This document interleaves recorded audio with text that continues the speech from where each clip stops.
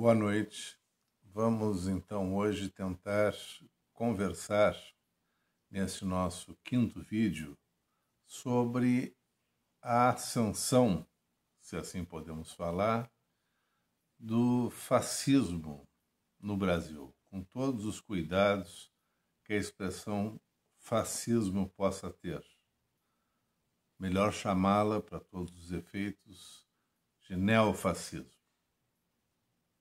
Mas antes, peço a todos a gentileza de se inscreverem e clicarem naquele sininho para que recebam as notificações futuras.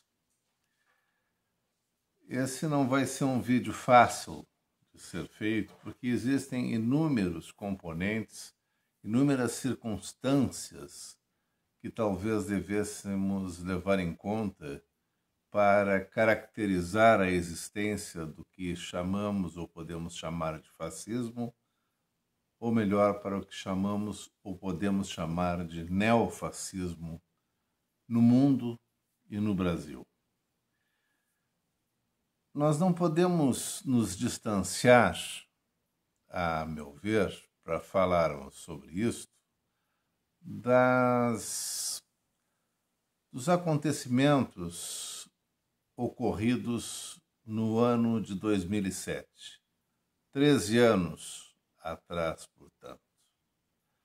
Naquele ano, nós vimos uma grande crise imobiliária nos Estados Unidos,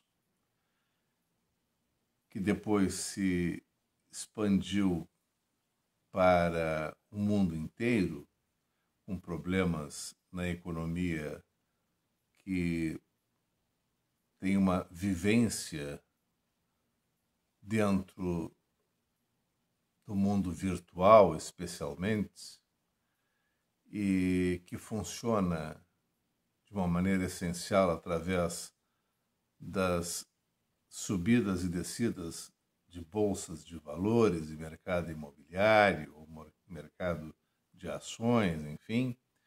Essa crise se espalhou globalmente porque o neoliberalismo está casado com a globalização, como vimos num outro vídeo. Então nós tivemos uma crise imobiliária monumental nos Estados Unidos em 2007, 2008, e essa crise se espalhou de uma maneira globalizada, se tornando uma crise planetária. Ela começa como uma crise econômica e se torna uma crise política, né? Como talvez consigamos ver melhor hoje, especialmente os seus desdobramentos. Esse acontecimento pode ser considerado, talvez, como um alerta para aquelas dificuldades que esta etapa contemporânea do capitalismo, chamada neoliberalismo, enfrenta.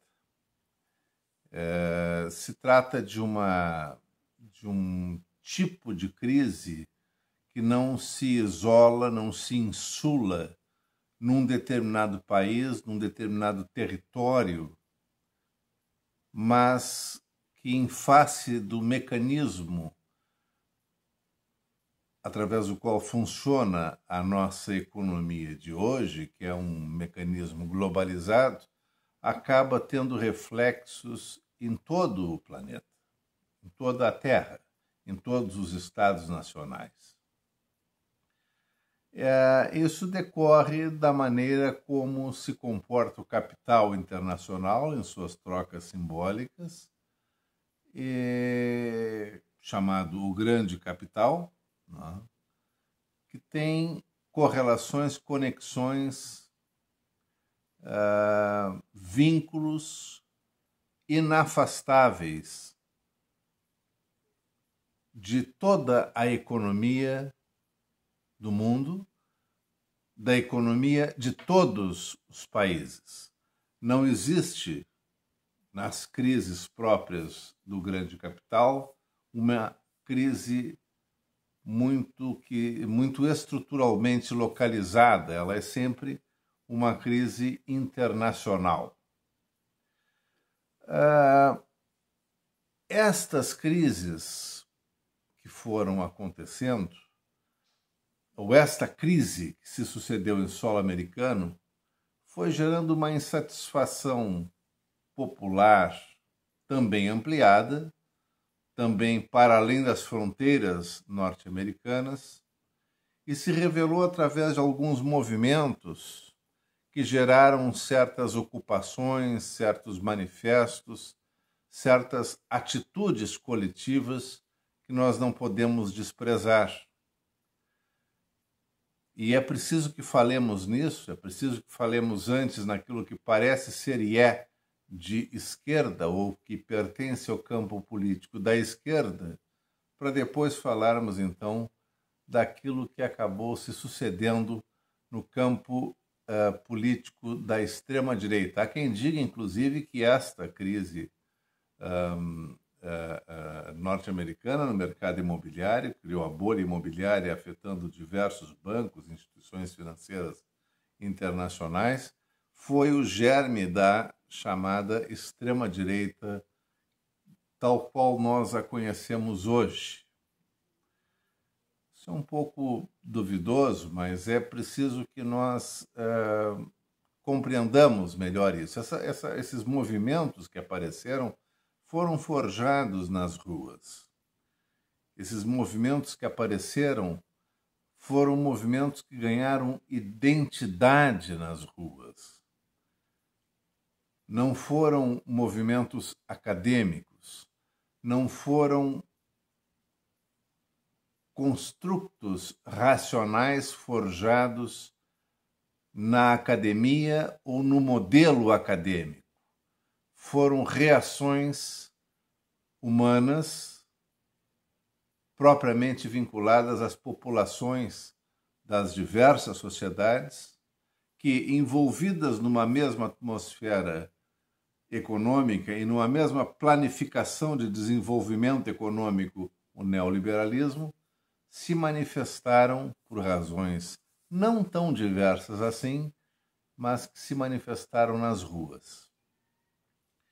Essa geração que surgiu aí, neste tempo, a partir desse tempo, buscou fundamentalmente, e neste sentido é preciso lembrar um livro que eu mencionei num outro momento, num outro vídeo, que é este aqui, não é?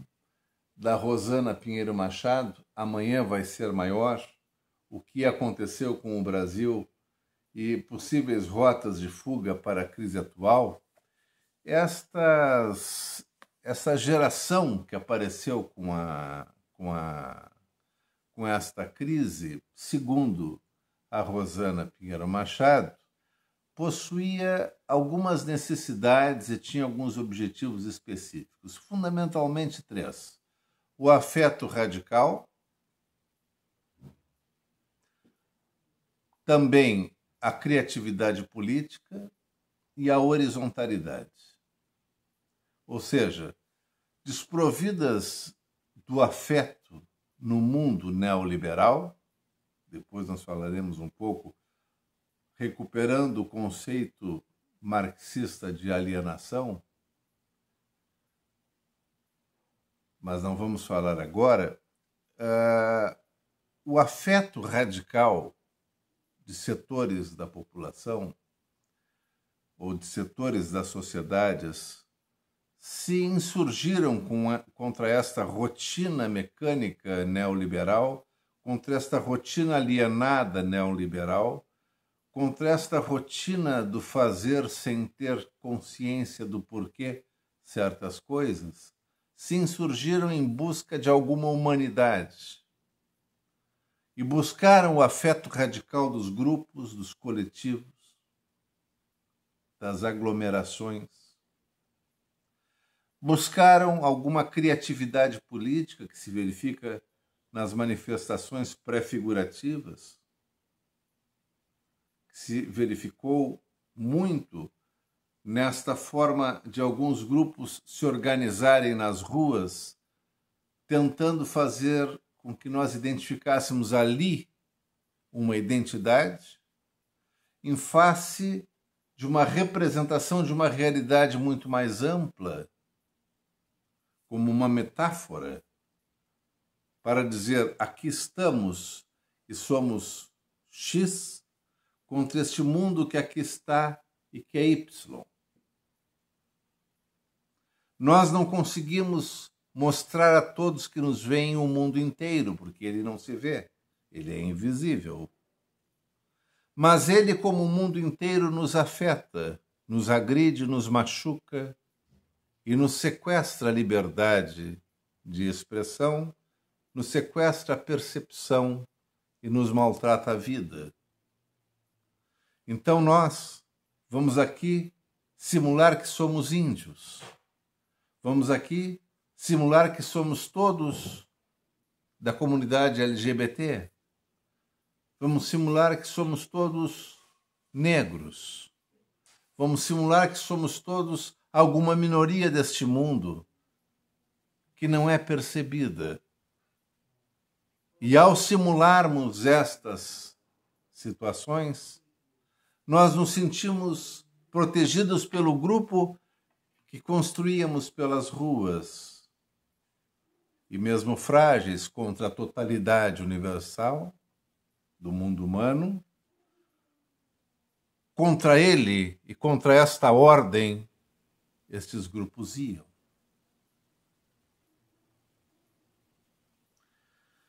Isso nós não podemos deixar de lado para constatar certos dados que achamos essenciais para o que aqui estamos falando.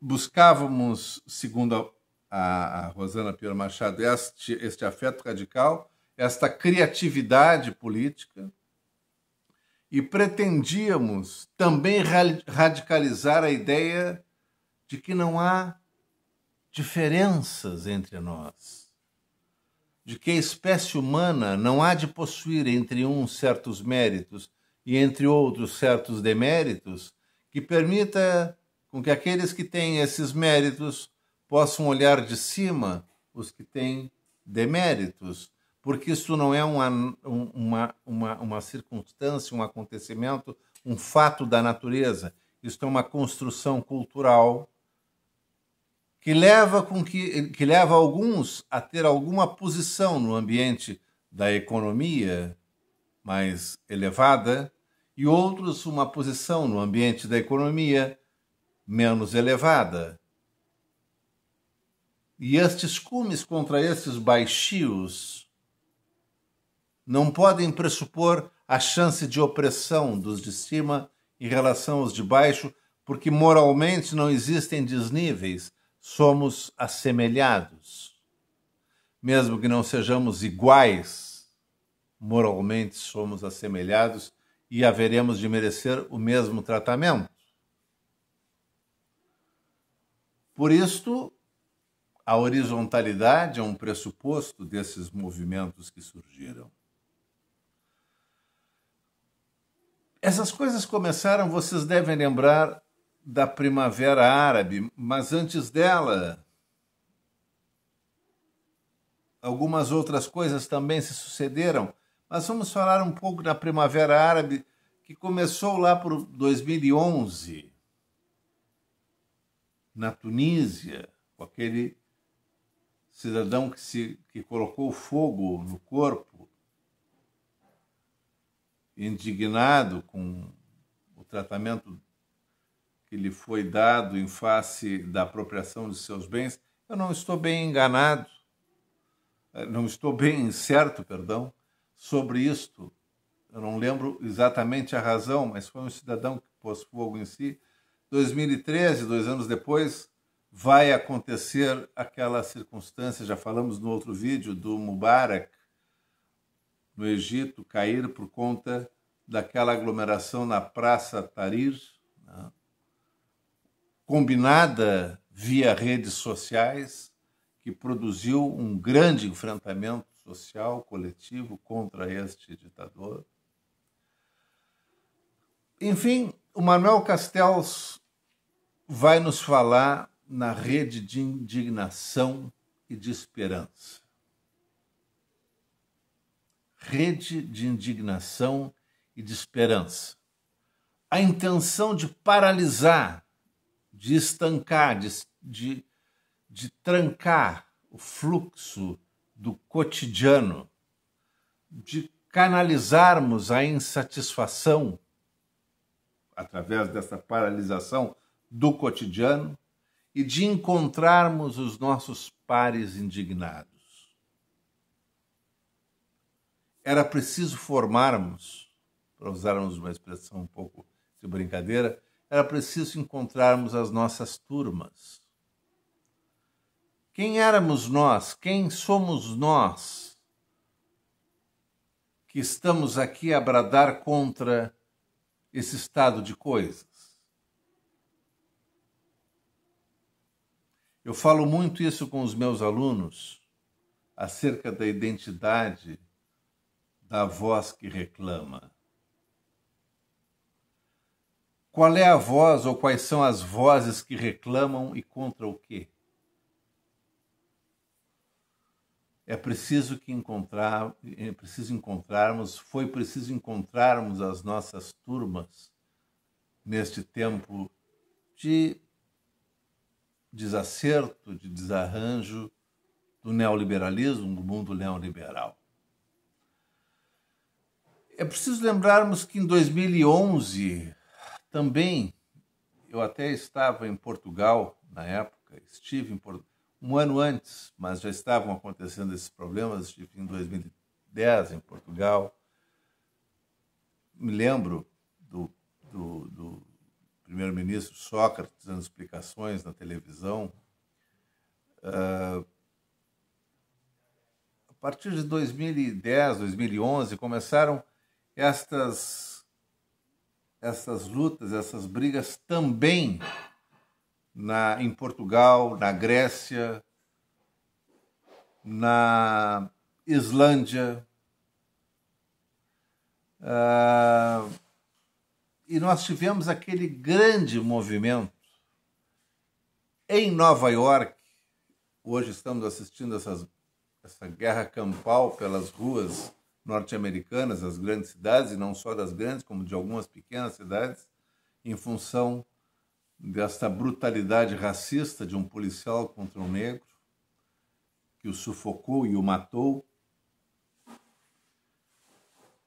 Mas naquele tempo também se incendiaram as ruas de Nova York, notadamente o centro financeiro do mundo, com um movimento chamado Occupy New York. Ocupemos Nova York.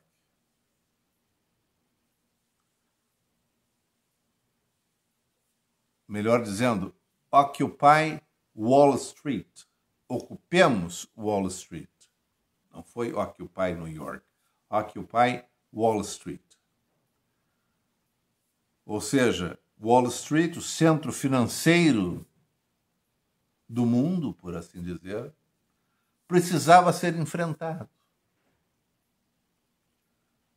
A política neoliberal com dimensão global era ali estabelecida, era ali definida e a partir dali causava os seus efeitos. Foi por essa época que surgiu também o movimento dos indignados na Espanha. E eu lembro bem do que diziam.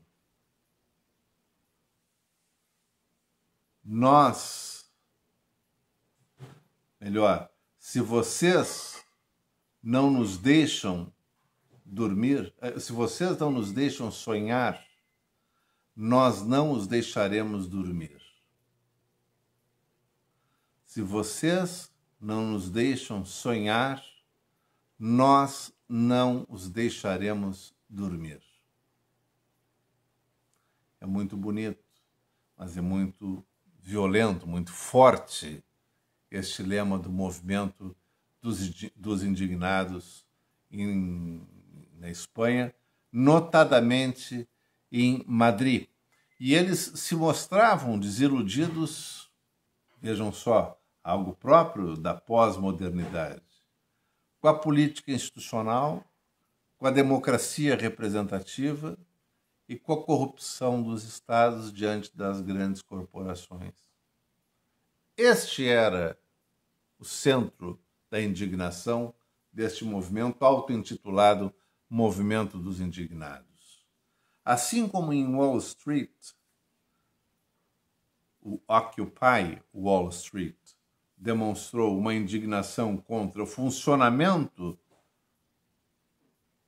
da economia, as reverberações de uma economia globalizada chegaram à Europa, chegaram ao Brasil, chegaram a todos os cantos do mundo e produziram certos manifestos muito típicos, produziram algumas manifestações muito características e cultivaram algumas palavras de ordem muito definidas. Esta me parece uma de se lembrar sempre.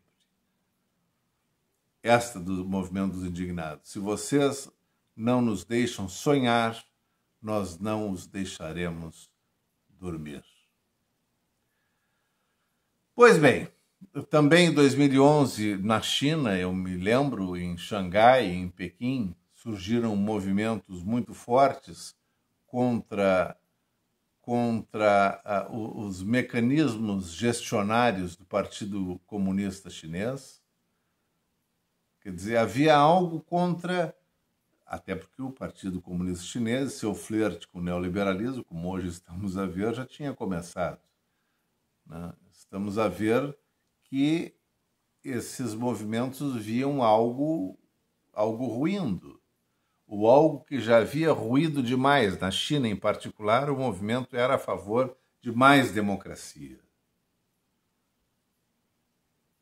E entendamos que democracia na China, mediante a égide do signo do comunismo em sentido mais restrito, é algo que tem pouco arejamento. No Brasil, essas coisas todas chegaram, parece que em 2013, né? Com aqueles movimentos todos de 2013, sobre os quais nós falaremos daqui a pouco. Lembram também dos movimentos, um ano depois ou dois, acho que 2014, o movimento dos guarda-chuvas em Hong Kong, essa cidade que é um dos centros financeiros do mundo, que ficou mais de 150 anos, mais precisamente 156 anos, sob o jugo colonial britânico, e que em 96 foi uma cidade devolvida à China, mas que é tratada como uma república um tanto independente da China, a despeito de pertencer a ela, à China.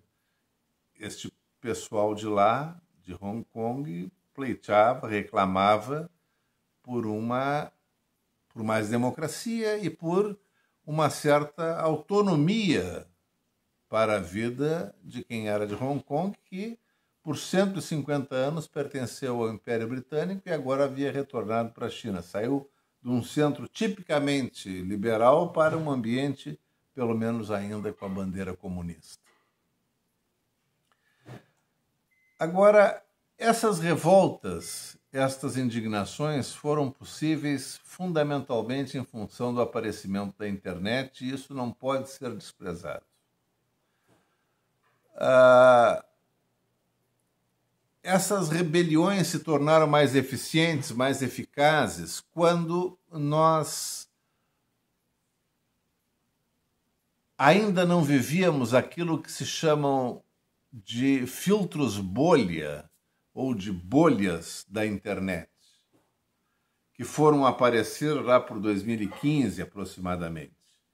Em 2013, 2014, acho que 2014 foi que isso começou a aparecer, mas não tão claramente.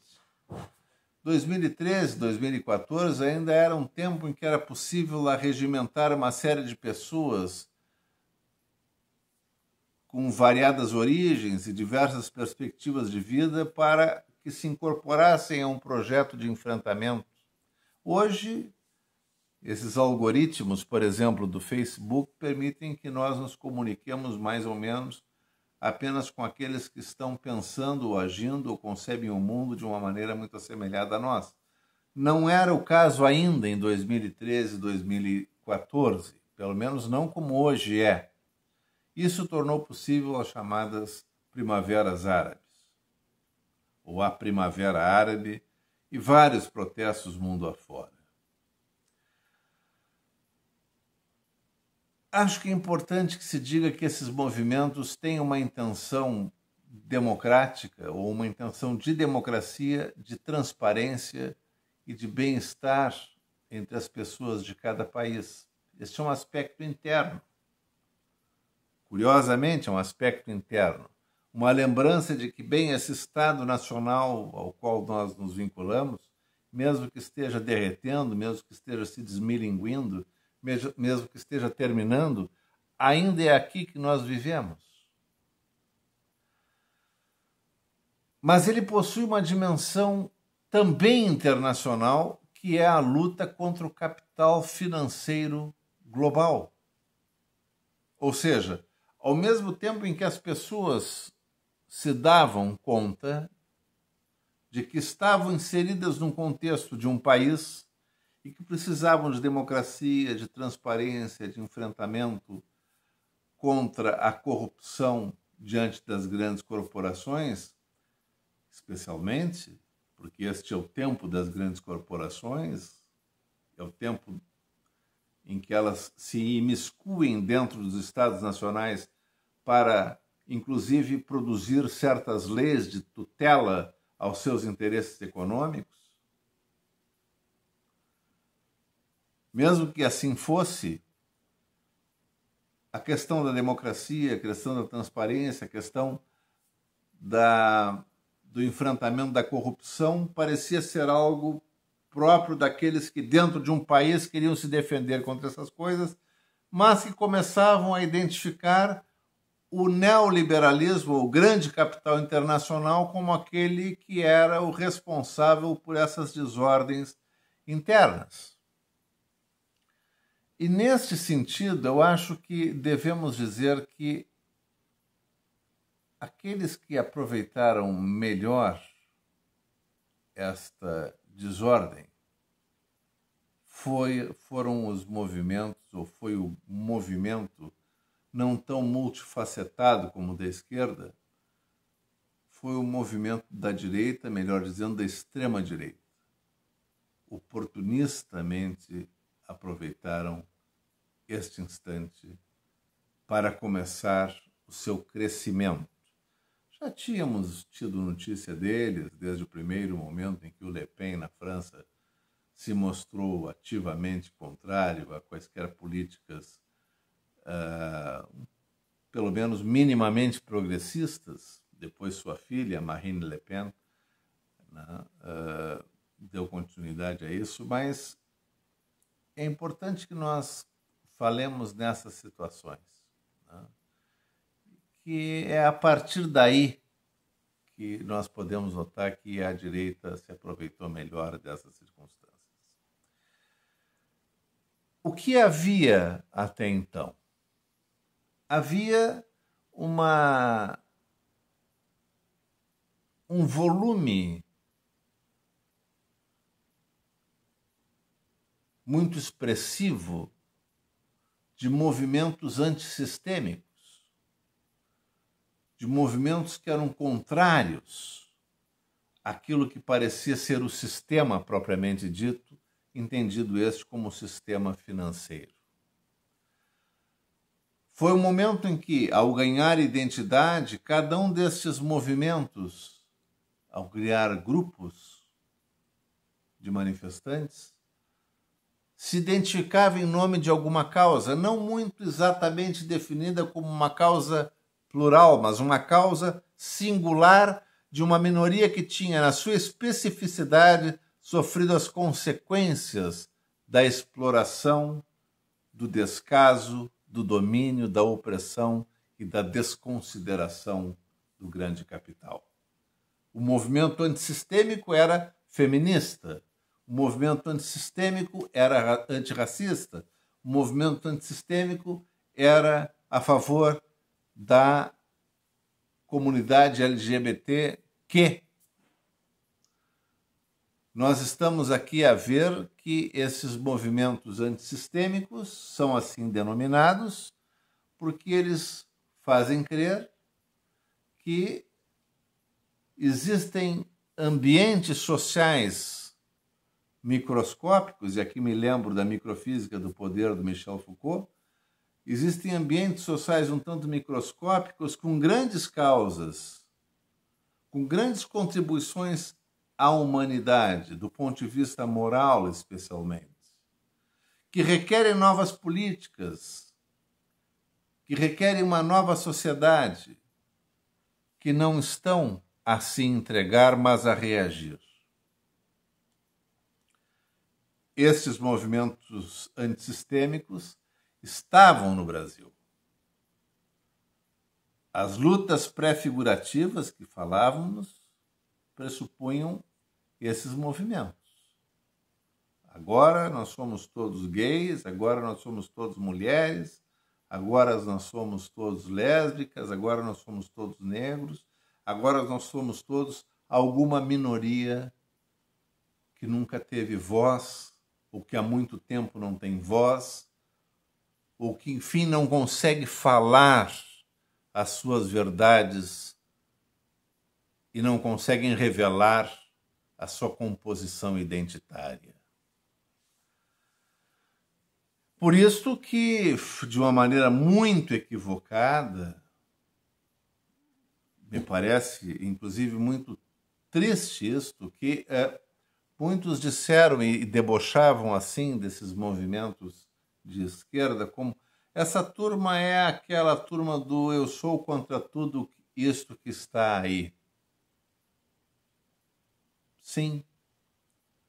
Ser contra tudo isto que está aí é um gesto de rebeldia absolutamente louvável e que precisa ser sociologicamente reconhecido e entendido.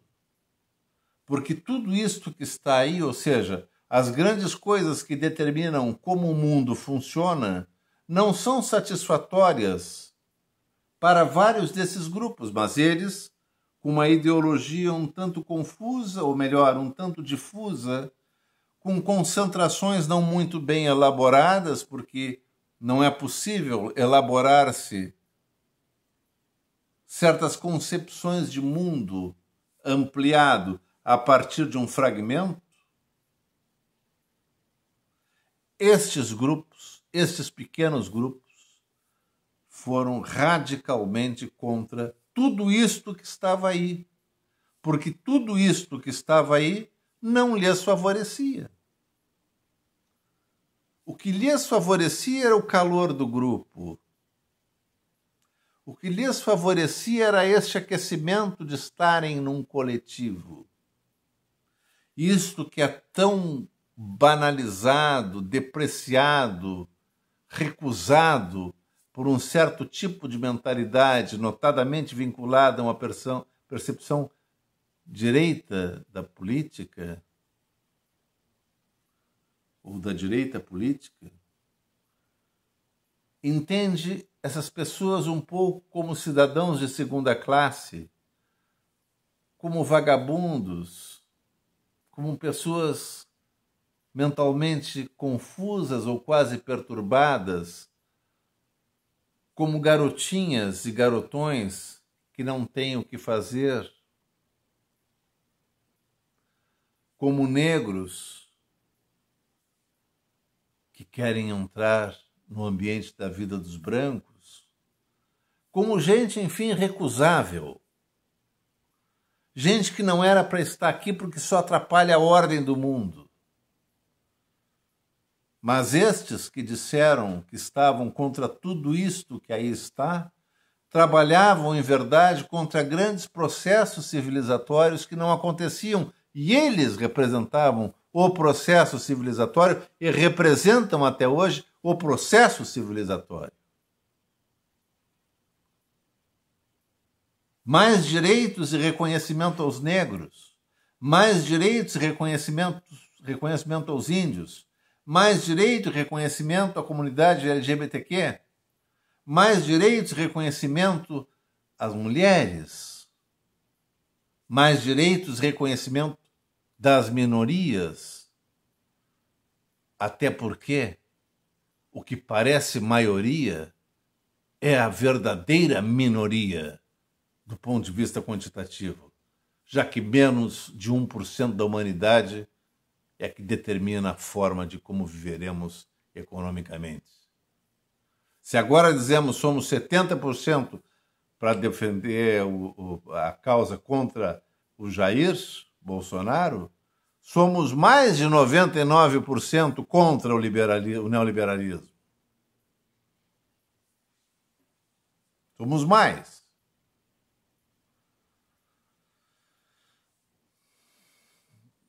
Tem tanta coisa a dizer. Eu acho que talvez nós devêssemos falar agora de uma maneira mais direta sobre essas questões próprias do jairismo, do bolsonarismo, né? Eu chamo jairismo porque eu não gosto de falar o nome Bolsonaro.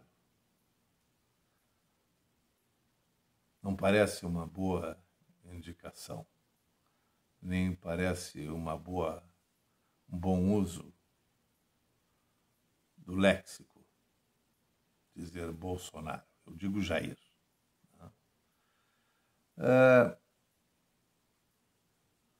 Olha, eu me animaria a dizer que esses movimentos produziram o aparecimento da extrema-direita porque, juntamente com a internet, ou através ou com a internet, especialmente alguns de seus mecanismos, foi possível a extrema-direita fazer uso oportunista, ela que também era uma minoria, fazer uso oportunista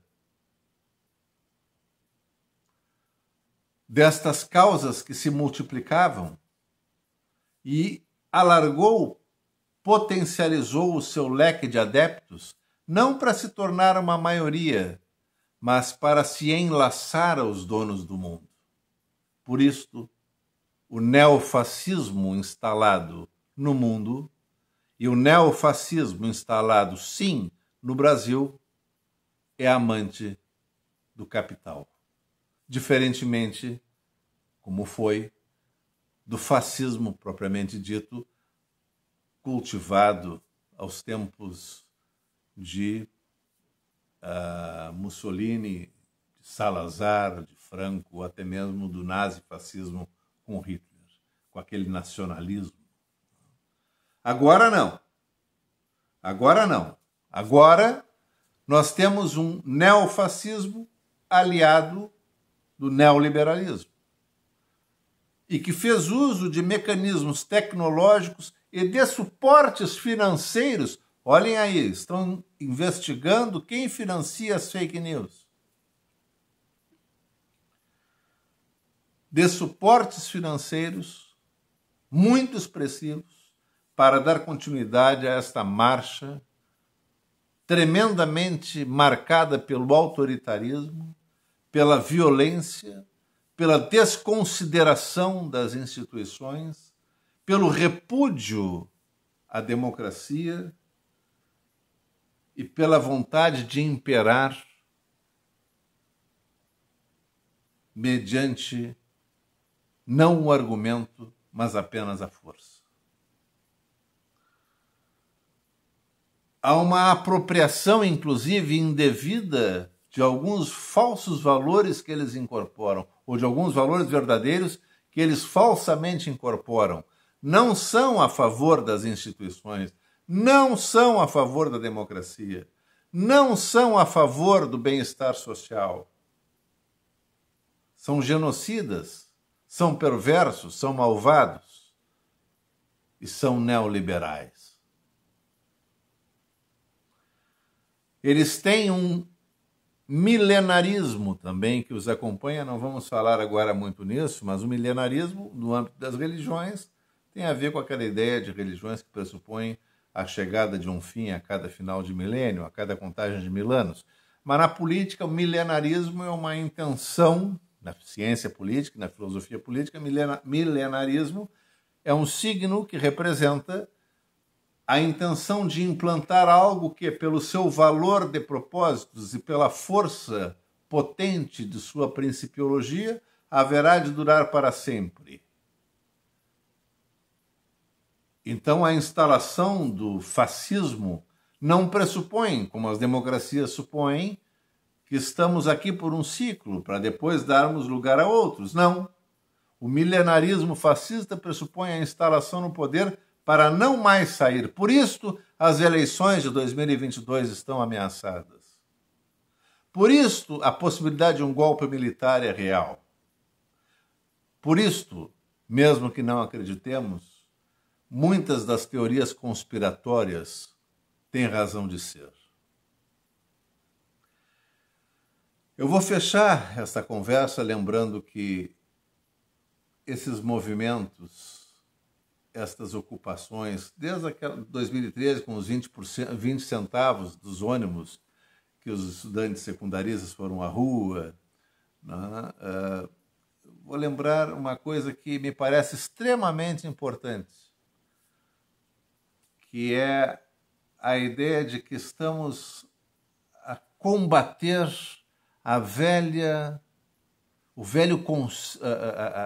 aquela concepção já prevista ou concebida por Marx, né, da alienação, conceito marxista de alienação, está no centro disso.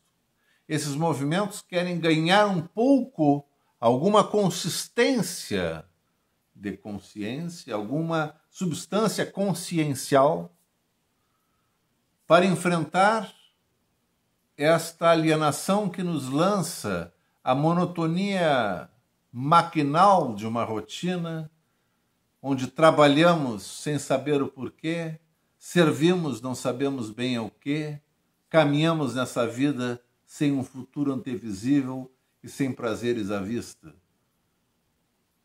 Estes que estão aí contra tudo e contra todos, lamentavelmente um deles aproveitou bem isso e se instalou como um movimento fascista, estes, principalmente estes, os da esquerda, dos que estão aí contra tudo e contra todos, representam grande parte daquilo que seria o arquétipo utopístico da pós-modernidade.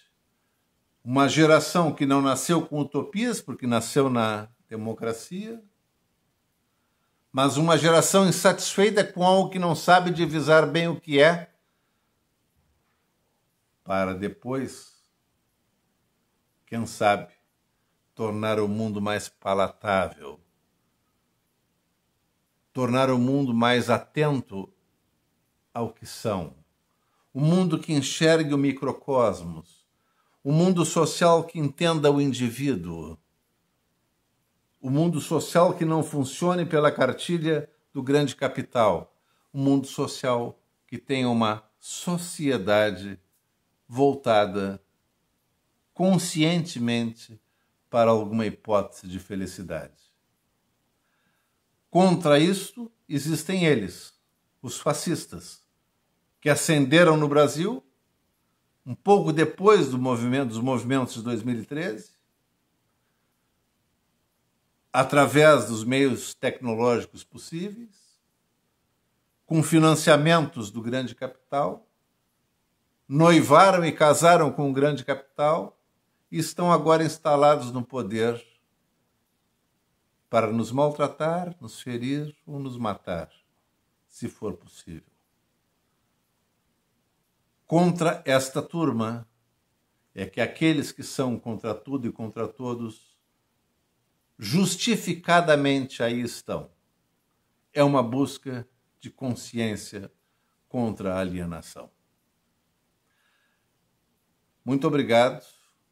Curtam, se inscrevam na página, cliquem no sininho, esperem futuras notificações e nós voltaremos num ciclo, talvez, de vídeos mais curtos, sem dispensarmos esses mais alongados. Uma vez mais, muito obrigado. Boa noite, fiquem bem.